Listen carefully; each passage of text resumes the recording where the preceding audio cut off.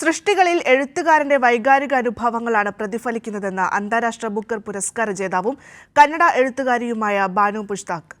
കൊല്ലം Kadappakada sports club സംഘടിപ്പിച്ച പട്ടത്തുവിള കരുണാകരൻ ജന്മശതാബ്ദി ആഘോഷം ഉദ്ഘാടനം ചെയ്യുകയായിരുന്നു അവർ.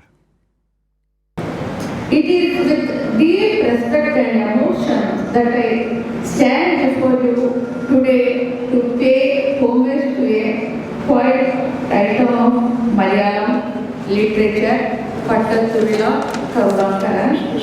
Friends, you know more about him than myself.